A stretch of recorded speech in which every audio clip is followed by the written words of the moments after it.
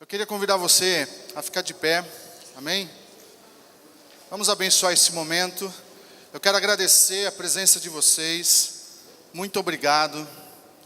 A comissão do diaconato agradece, fica feliz pela presença de todos vocês aqui.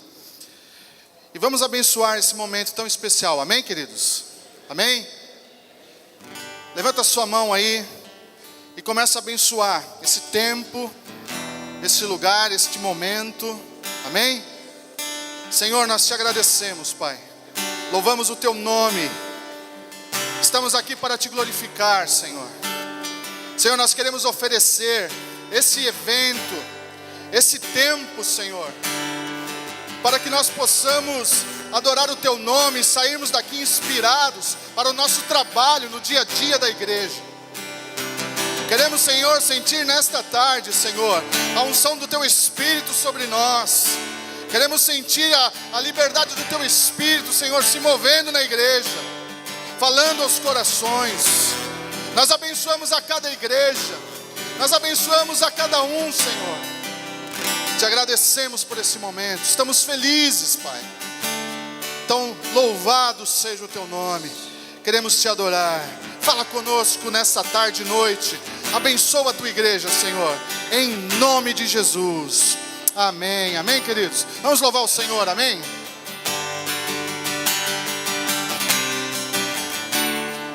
Ele exaltado, Rei exaltado nos céus, eu louvarei. Ele exaltado para sempre, exaltado o seu nome. Louvarei,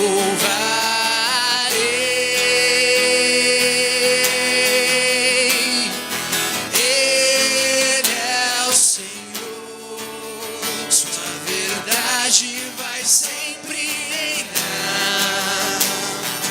Terra e céus glorifiquem seu santo nome. Ele exaltado, o Rei exaltado dos céus.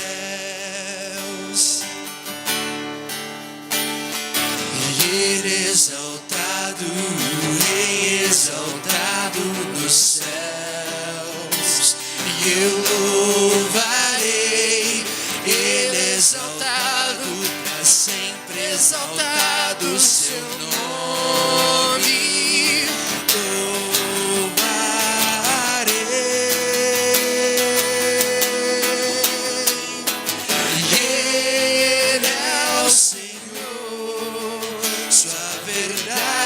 Vai sempre reinar. Terra e céus glorifiquem seu santo nome. Ele exaltado, o Rei exaltado no céu. Ele é o Senhor e Ele é o Senhor. Sua verdade vai sempre reinar. Terra e céus glorifiquem o seu santo nome. Ele exaltado, exaltado no céu.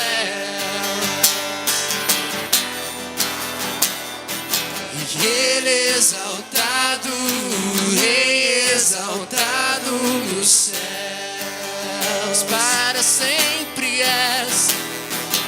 Ele exaltado, Rei exaltado nos céus. Aleluia.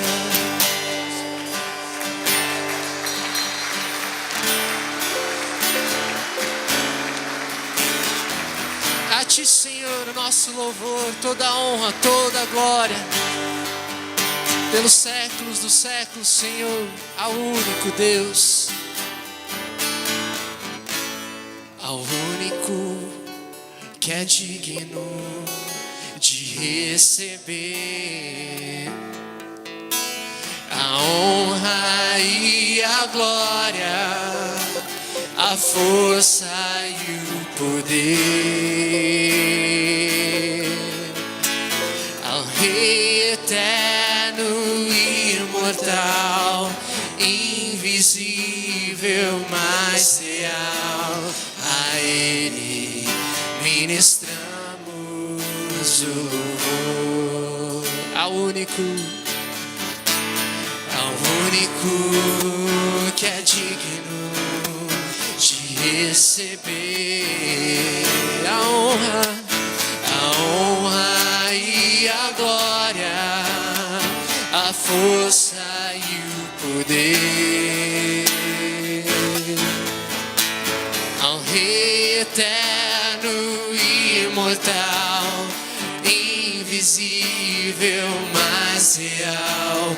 A Ele ministramos o louvor.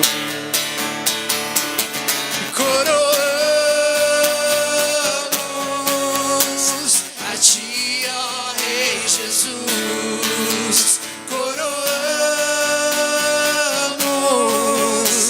a Ti, ó Rei Jesus. Adoramos o Teu nome, nos rendemos aos Teus pés, consagramos todo o nosso ser a Ti.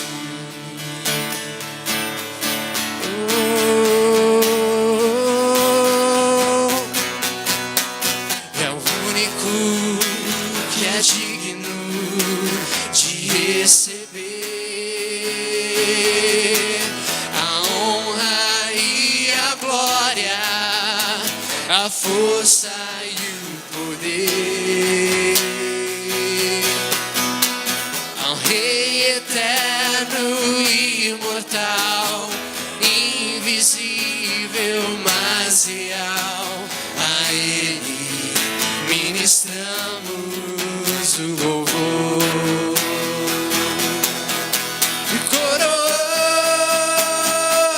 Coroamos a Ti, ó Rei Jesus.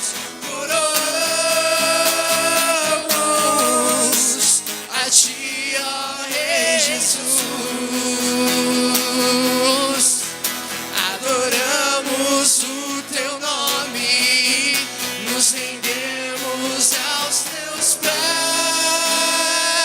pés, consagramos todo o nosso ser a Ti. Coroamos e coroamos a Ti, ó Rei Jesus. Coroamos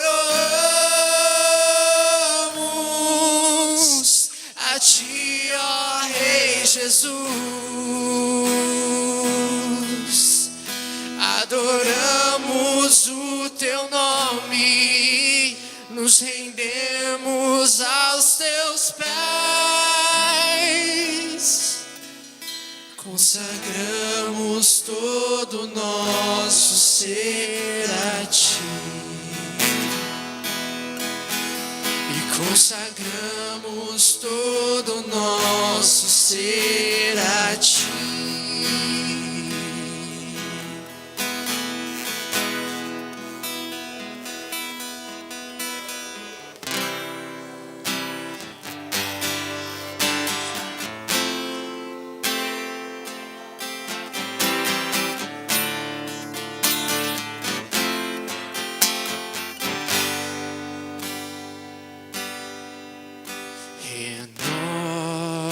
Renova-me, Senhor Jesus.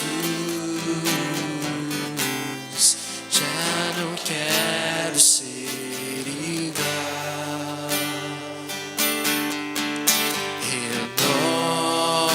Renova-me, Senhor Jesus.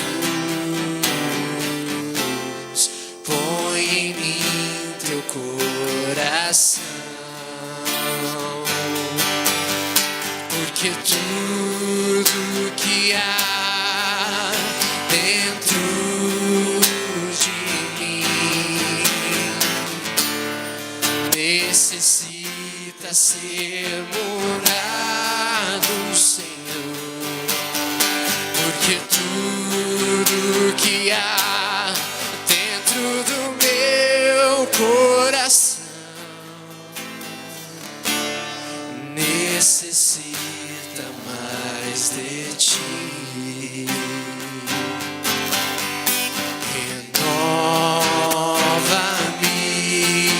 Senhor Jesus.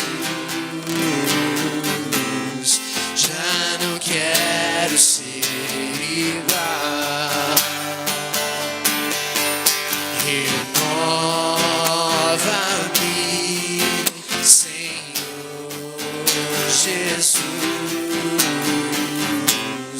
Põe em mim teu coração,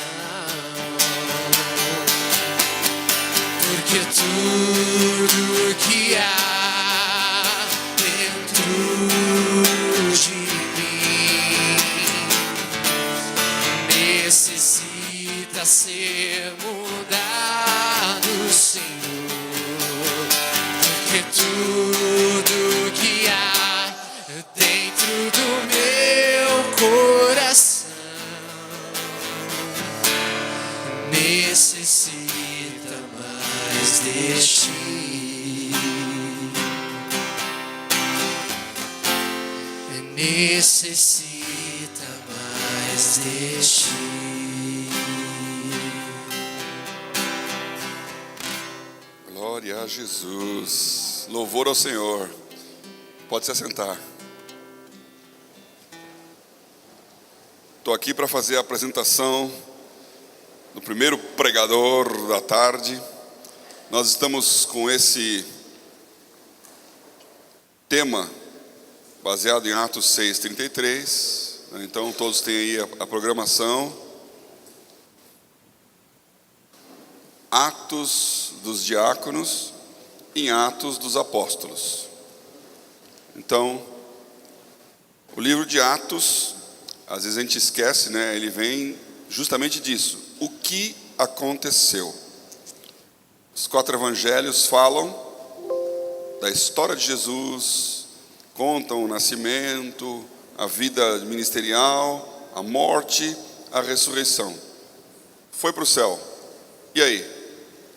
Então, Lucas escreve o livro de Atos, vinculado com o próprio evangelho de Lucas, dizendo: essa é a história de Jesus, essa é a história do que aconteceu depois.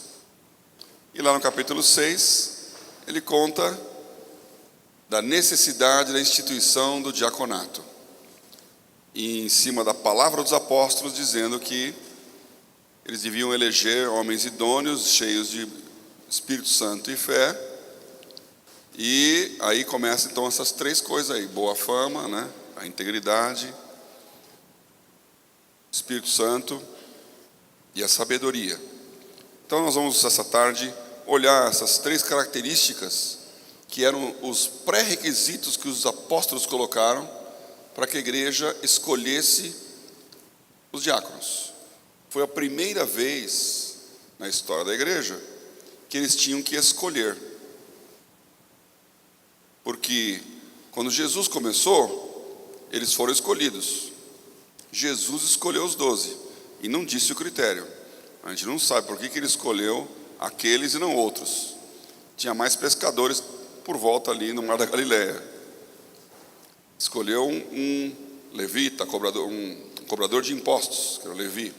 Então, escolheu pessoas que nem acreditavam nele direito, como Natanael, com restrições. Qual critério Jesus usou? Não sabemos, mas ele escolheu. Quando Jesus vai para o céu e ficam lá os 12 viraram 11, porque Jesus escolheu um traidor. E escolheu de propósito, porque ele sabia. Tanto é que ele falou: vai, Judas, vai fazer o que você tem que fazer.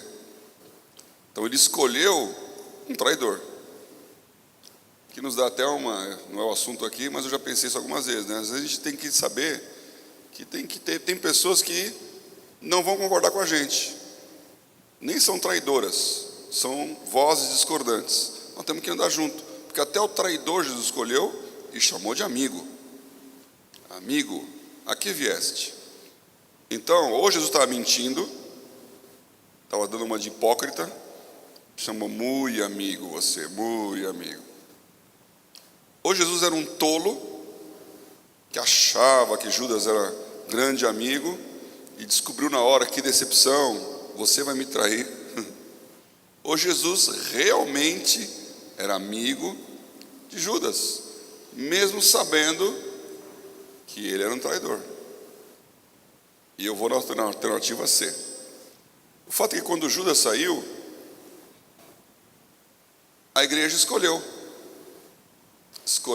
Matias. Escolheu como? Lançando sortes. Então, esse é o total descomprometimento. Eu não quero me envolver com isso, não. Eu vou jogar aqui os dados, o nome que cair vai. Quando a gente não sabe o critério, tem medo da responsabilidade, e fala, bom, Deus vai dizer o que tem que ser. Lança a sorte, quem Deus escolher vai ser. Vocês já ouviram falar de Matias depois disso? Algum resultado daquela escolha? Pelo contrário, o que Deus levantou como apóstolo foi Paulo. Razão pela qual eu me chamo Paulo e moramos em São Paulo. Senão estaríamos aqui em São Matias, capital do estado de São Matias.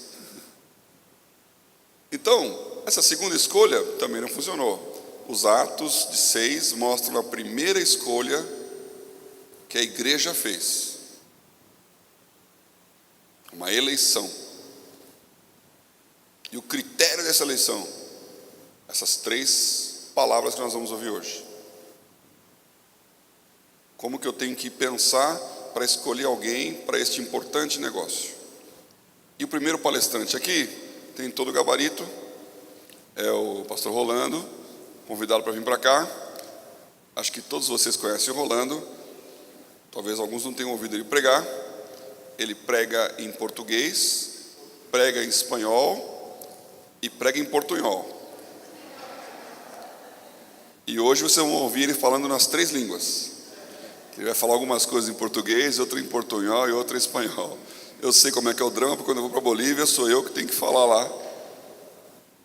Então, Rolando dispensa apresentações, mas Deus trabalhou na vida dele, esses quesitos. É um servo de Deus, no sentido da palavra diácono, e é uma pessoa abençoada, para mais do que nos dar conhecimento e instruções, para orar por nós e ministrar nesse momento. Então nós queremos receber a ministração, a autoridade apostólica, no sentido bíblico, porque eram os apóstolos que estavam falando para a igreja, a autoridade apostólica que ele tem para abençoar vocês. Amém? Vamos orar aqui? Senhor, nós agradecemos por esse momento de podermos, como igreja, reunir os diáconos e a diaconia, o serviço, e declarar diante dos céus, diante do inferno, que esse negócio é importante, que nós valorizamos cada um dos que estão aqui durante essa tarde, essa noite, e que nós esperamos grandes coisas, renovação, restauração do coração, discernimento, compreensão e a Tua palavra. Então fala conosco, usa o Rolando, abençoa poderosamente, e que cada um aqui tenha algo a contar acerca do que vai ouvir durante essa reunião, em nome de Jesus. Amém?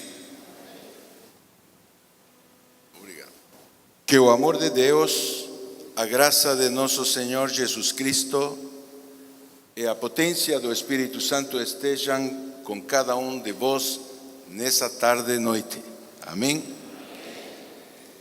Primeiramente quero complementar vocês, falar que a igreja da Bolívia abraça vocês. Reconhecemos que somos parte da Igreja Cristã da Família, um corpo que tem uma função especial dentro do corpo geral que é a igreja. Recebam um forte abraço de cada um de vós nessa tarde. Amém? Bom, vamos abrir nossa Bíblia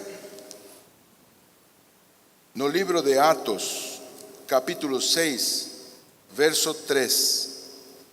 Diz assim a santa palavra do Senhor: Mas, irmãos, escolhei dentre vós 7 homens de boa reputação, cheios do Espírito e de sabedoria, os quais encarregaremos deste serviço.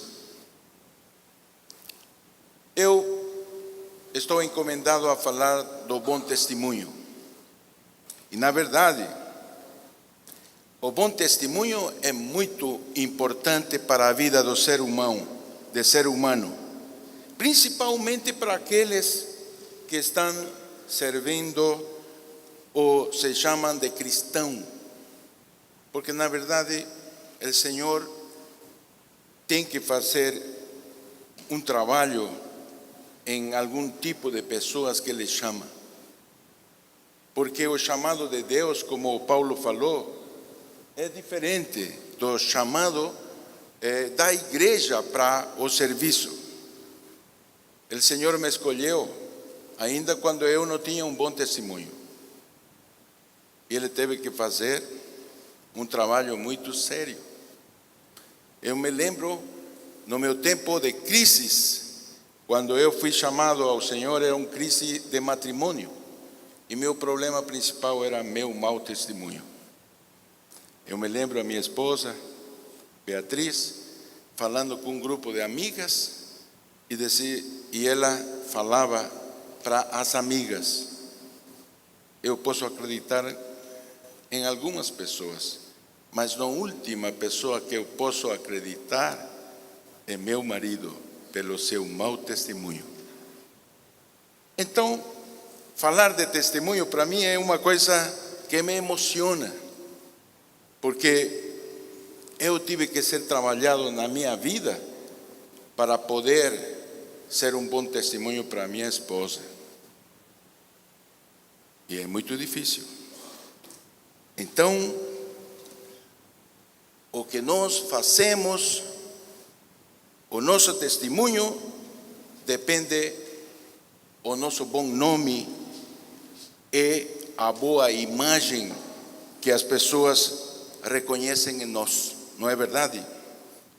Quando o apóstolo Paulo pregava as suas mensagens, ele estava atento, ele estava muito interessado,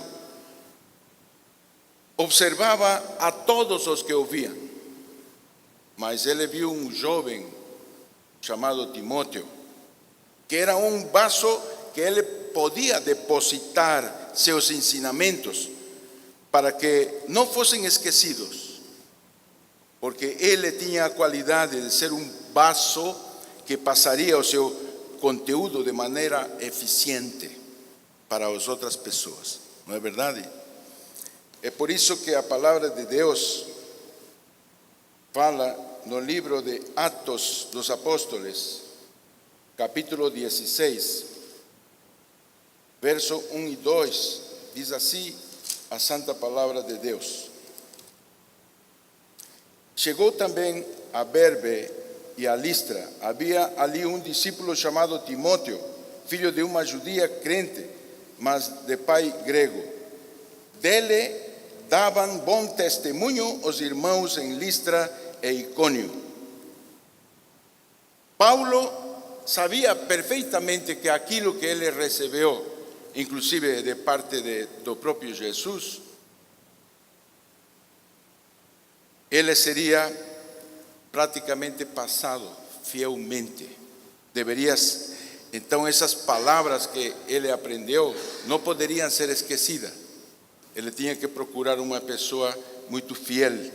E Timóteo, além de ser um bom discípulo, um irmão da fé, era um bom testemunho. O bom testemunho vai muito além do pensamento humano. Inclui a aprovação e os respeitos que as pessoas têm da gente.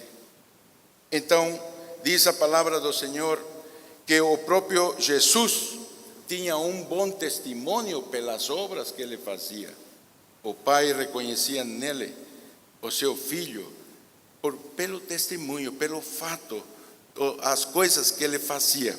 Diz São João 5, 36, 37, diz assim: mas o testemunho que eu tenho é maior do que João, porque as obras que o Pai me deu para realizar, as mesmas obras que faço, dão testemunho de mim, para que o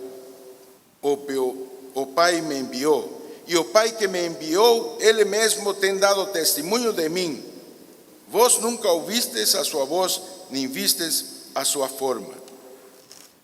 Então, no Antigo Testamento, está escrito que um falso testemunho, ele deveria sofrer a mesma condenação de uma pessoa, de alguém que foi julgado e condenado. De fato, era proibido pregar um falso testemunho.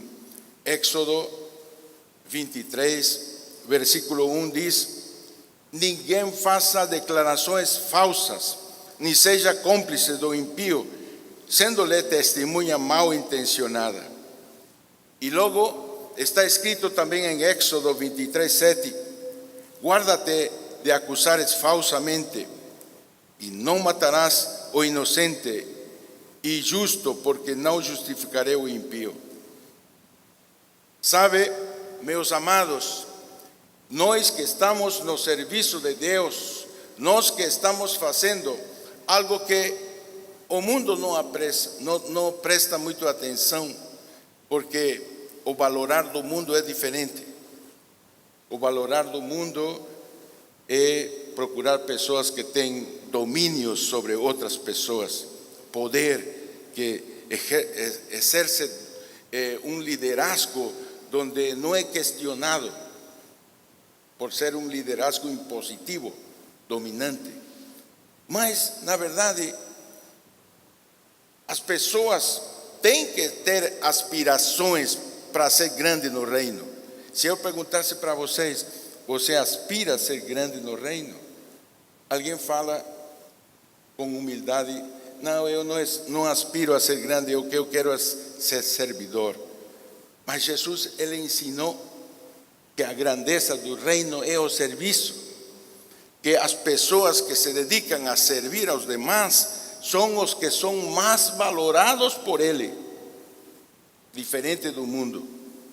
Então, meus amados, é importante que nós entendamos que um mau testemunho faz perder o poder da palavra daquele que está falando. Um bom exemplo, uma boa ação é melhor que 1000 palavras, não é fato? Então, ou seja, uma mensagem na boca de alguém que não vive ou que prega faz perder o poder daquilo que é falado, não é verdade? Então, as pessoas ficam muito mais impactadas pelas ações que pelas palavras. As pessoas com quem nos relacionamos mais de perto são as primeiras pessoas em saber quem somos realmente. Eu falo a esposa, os filhos, o pai, a mãe, os colegas de trabalho, são inicialmente aqueles que vão a perceber aquilo que a palavra de Deus fez na nossa vida. Eu me lembro, quando eu me converti, eu não tinha o crédito ainda nas pessoas que não se relacionavam como minha esposa, e tinha um problema: reverter meu testemunho não só com minha esposa, sino com minha própria família, com meus irmãos. Tinha uma irmã que falava por mim, o falso profeta. Ela disse: eu não acredito na sua mudança, porque eu sei o que você fez. O teu testemunho não é bom diante de mim. Então, eu tive que me esforçar mais ainda. Ser impecável para eles.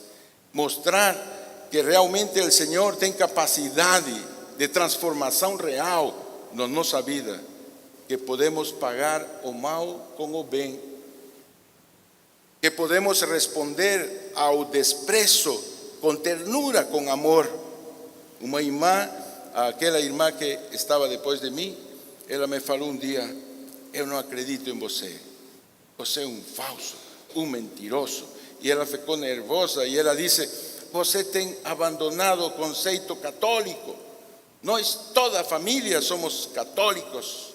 E disse: a minha mãe está sofrida, está aborrecida por você, porque você abandonou a imagem de Maria, a mãe por excelência. Então ela me ofendeu publicamente, e em vez de reagir, eu disse: irmã, eu não quero discutir com você, eu quero dizer que independentemente do que você ama, eu aprendi a amá-la, eu quero te abraçar. No início ela se esquivou, mas depois o abraço foi tão positivo que ela começou a tremer, a sentir a presença do Espírito Santo. E então ela se converteu nesse momento. Ela disse: realmente algo novo aconteceu em você. As pessoas que estão mais perto de nós são as primeiras pessoas em perceber nosso cambio, o cambio que a palavra obtém na nossa vida através do seu poder.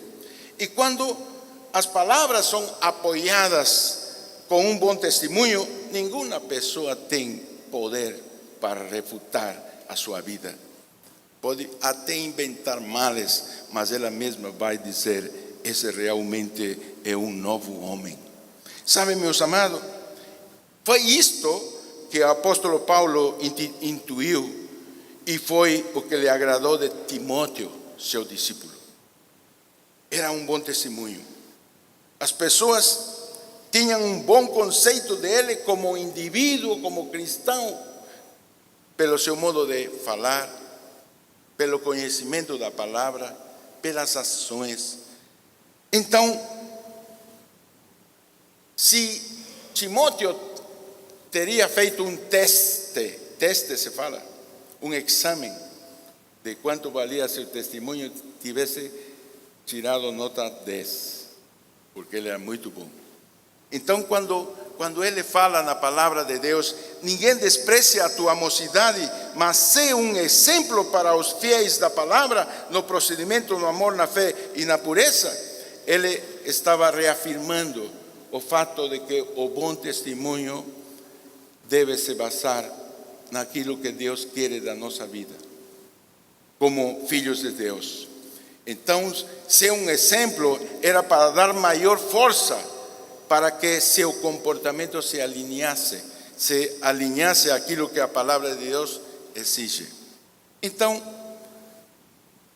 tem no bom testemunho uma parte humana, é a vontade de mudar de imagem, pero isso deve ser acompanhado de vontade de mudar de vida, desejo. Então, quando eu tive esse confronto, eu vi que estava perdendo o mais precioso da minha vida e disse: eu quero mudar, eu quero cambiar, eu quero ser modificado, se fala assim, mudado. Então foi assim que é a primeira parte, o desejo de ser melhor. Isso é humano. Então, porque a parte divina é o Espírito Santo que dá. Ele tem poder de transformação. E o Espírito Santo é dado a quem aceita a Jesus como seu Senhor. Aquele que quer o arrependimento é uma realidade na vida dele. E ele quer mostrar que ele pode ser mudado pelo Espírito Santo. Então temos que fazer nossa parte. Porque a palavra de Deus fala em Provérbios 22, versículo 1: vale mais ter um bom nome do que muitas riquezas, e ser estimado é melhor do que riquezas e ouro. Sabe, meus amados, eu tenho aprendido que o mais importante que a pessoa pode ter é mostrar-se íntegro aos demais. Porque O bom testemunho não se pode comprar com riquezas, com ouro, não se pode comprar com cursos de capacitação de liderazgo. O bom testemunho, sabe, é quando a pessoa assume uma vida cristã de integridade, porque essas virtudes nenhum dinheiro pode comprar. Ser famoso é ter o nome conhecido, não é verdade? Messi é uma pessoa conhecida, mas Messi tem bom testemunho? Não sabemos. Algumas vezes ele tenta fazer e agradar o povo que admira ele e faz o sorriso para uma criança, dá a camiseta para mas a vida personal, então não sabemos e não podemos dar um bom testemunho desse famoso, porque o bom testemunho, a boa reputação, é a boa imagem que os outros fazem de nós por conhecer-nos, por estar próximos. Então, como conseguimos esse bom testemunho? Como você se mostra um verdadeiro homem de Deus na frente do povo? Primeiramente, pela integridade. Integridade é uma virtude que se adquire. Então, um bom testemunho começa pelo seu falar. O seu falar tem que ser sim e tem que ser não. Tem que a sua disposição para cumprir aquilo que você fala. Então, é por chegar na hora, no momento certo. É uma postura nobre, digna diante dos demais. Não é uma ação em particular, mas é um estilo de vida, a integridade. Então, uma pessoa que mostra que as ações dele são íntegras, a pessoa começa a ter confiança. Eu vi a minha esposa, depois de ter ouvido a primeira vez, que é a última pessoa em ser confiança, eu tenho ouvido falar também que ela pode desacreditar em todo mundo, mas ela agora acredita na minha vida, porque ela tem certeza daquilo que Deus fez na minha vida. Então, meus amados, um homem que caminha em integridade não tropeça, não tem desculpa. Sabe, eu não tinha um bom testemunho, meu problema era a infidelidade, desvalorizar a minha esposa, mas depois de que eu me fiz cristão e teve a ajuda do Espírito Santo na minha vida, nunca mais voltei atrás. Nunca mais fui infiel. E eu prefiro a morte antes de ser infiel. E essa decisão de coração, isso se vê no exterior. As pessoas percebem, têm respeito. Então, a pessoa sabe o passo a passo por onde caminha, porque caminha em integridade. Provérbios capítulo 10, versículo 9. Quem anda em integridade anda seguro, mas o que perverte os seus caminhos será conhecido.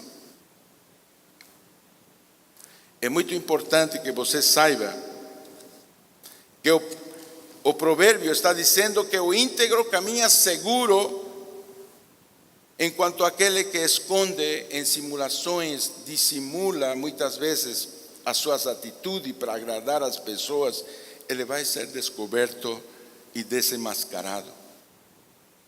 Então, Provérbios 11, versículo 3, fala também: a integridade dos justos os guia, mas a falsidade dos infiéis os aniquila.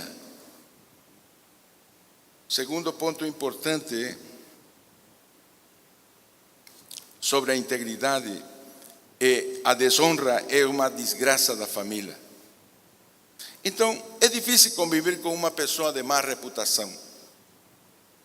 A conduta de um homem interfere não só na imagem de si próprio, interfere na imagem da família, porque os filhos recebem a herança da boa conduta e da má conduta dos seus pais. E é um fato bíblico. Eu sou Jeová, o teu Deus, que visito a maldade dos pais sobre os filhos, até a terceira e quarta geração daqueles que me aborrecem. E faço misericórdia a milhares de aqueles que me amam e cumprem meus estatutos, meus mandamentos. O justo então caminha na sua integridade. Gozosos serão os filhos da sua descendência. Está escrito em Provérbios 20, versículo 7. Então, a honestidade dos pais é aproveitada pelos filhos. Você percebeu? Então, a reputação que tem um pai interfere no filho. O filho tem que estragar isso com seus fatos, mas ele já tem uma vantagem sobre os demais: a boa reputação dos pais. Sabe, o pai tem uma grande responsabilidade. Eu, como pai, tenho um conhecimento claro de que eu não só faço as coisas e um dia vou dar contas a Deus. Eu estou plantando um legado, uma herança de bênção para meus filhos. Então, o filho também, pela sua parte, ele tem que entender que a sua conduta deve corresponder à herança recebida, para que ele também possa ser um instrumento de bênção para seus filhos. Então, a integridade é a primeira coisa que é importante para a pessoa procurar ter um bom testemunho. A segunda coisa importante é a honestidade. A integridade vem acompanhada sempre da honestidade. O fato de esconder o que você faz traz duras consequências. Você tem que fazer as coisas quando você está sozinho, sabendo que Jesus está olhando tudo. Você não pode ter uma diferença de postura quando você está em público que quando você atua em privado. Então, diz Provérbios 24, 26, quem alimenta a perversidade procura disfarçar suas intenções com os lábios, pois em seu íntimo mora a falsidade. Portanto, se a voz dessa pessoa for elegante e bem articulada, não confies nela, porquanto há 7 abominações em seu coração. Essa pessoa poderá fingir, camuflar o ódio, porém sua malignidade vai aparecer.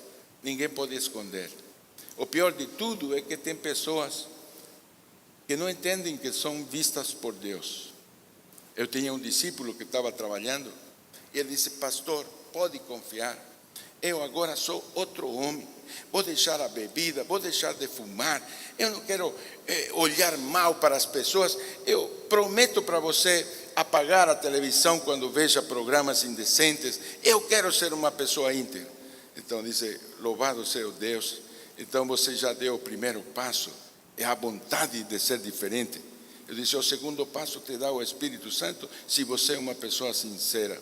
Só que na próxima semana, eu estava andando na rua e ele vinha fazendo argolinhas, né, com o cigarro. De pronto ele olhou para mim e ele pegou o cigarro e então pensou na possibilidade de não ver ainda e enfiou a mão no bolso. Eu admito que não fui bom nesse momento aí, né? Eu senti prazer de vê-lo como ele suava de dor e tudo mais. E então ele disse: pode tirar a mão do bolso porque sei que está ardendo a tua mão. E ele fez um buraco na palma da mão. Isso por quê? Por não ser íntegro. Sabe?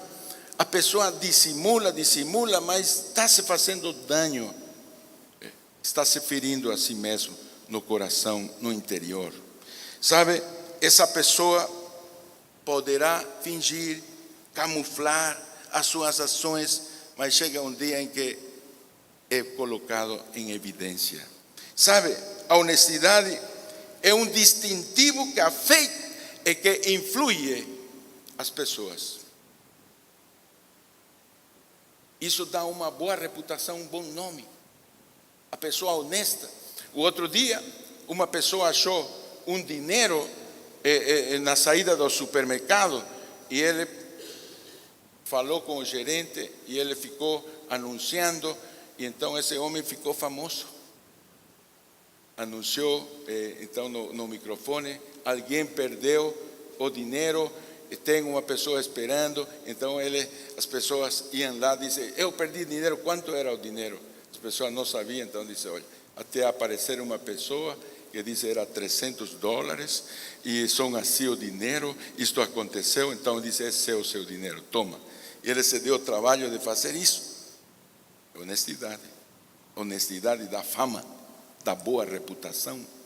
As pessoas não sabem, escondem, acham uma coisa aqui na igreja e sabem que tem um dono, é cristão, e tem a tentação de contar primeiro o dinheiro. Ontem minha mulher achou no banheiro, né, uma bolsa. Eu disse: olha, Beatriz, nem olha para que tem na bolsa aí, porque pode ter $1000 e a gente vai ficar atribulado. Então, a honestidade é um conceito de vida, sabe? Você, se quer um bom testemunho, tem que ser íntegro, tem que ser honesto. É a segunda qualidade. A terceira qualidade que eu quero falar: a pessoa que quer ter um bom testemunho tem que se achegar à palavra de Deus. Não tem outro alinhamento melhor para uma boa conduta que se alinhar à voz de Deus, à palavra de Deus. Se você está fazendo uma coisa contrária à palavra, você nunca vai ter um bom testemunho. Então, os demais reconhecem que uma pessoa é um bom testemunho porque não só admite o erro, sino buscam diligentemente em fazer o bem, em fazer aquilo que o Senhor determina. Diz Provérbios 11, versículo 27: o que busca diligentemente o bem, busca o favor, mas o que procura o mal, este o lhe sobrevirá. O que procuramos, nós alcançamos ou somos alcançados. Assim, o malvado, o mal vai vir sobre ele. Então, diz a palavra: o que sigue a justiça e a beneficência achará a vida. Não é verdade? A justiça e a honra é consequência. Então, uma coisa boa então é a integridade, a honestidade, alinhar-se à palavra de Deus. E, por último, eu queria falar pelas ações. Então, por meio das ações, mostramos o nosso bom comportamento. Pelo fruto se conhece o árvore, está escrito, não é verdade? É pelas ações que o cristão é um verdadeiro cristão. Meus amados, está escrito em Provérbios 20, verso 11: até mesmo uma criança revela sua personalidade mediante suas ações, se o que faz é puro e reto. Provérbio 20, versículo 11. Uma criança, quando nasce, ela nasce com influências no seu caráter, na sua alma, porque ele recebe um legado dos pais. Mas ele pode ser corrigido, ele pode ser ensinado. Se ele cair, pode ser treinado para se manter em pé. É assim que faz o Senhor. Nós que estamos no serviço do Senhor, que estamos como punta de lança, porque somos vistos pelas pessoas como servidores do Senhor, temos que procurar ter integridade, ter honestidade, se alinhar à palavra e ser um bom testemunho pelas ações, pelo modo de agir. Deus pode modificar o seu coração.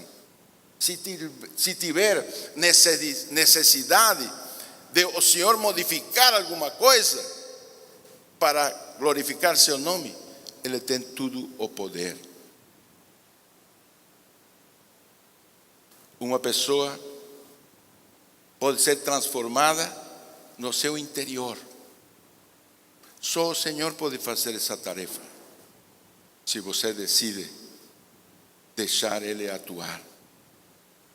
É muito importante para a igreja que as pessoas que estão servindo tenham a imagem de Jesus. que as pessoas possam ver no servidor aquele que ensinou que ele veio não para ser servido, sino para ser servidor. E é por isso que o maior de todos, o mais grande, o nome dele está sobre todo nome. Ele, para ter esse nome que está sobre todo nome, ele se despojou da sua glória, se fez como um de nós. E ele foi obediente, ele se alinhou à vontade do Pai, ao ponto de morrer a si mesmo.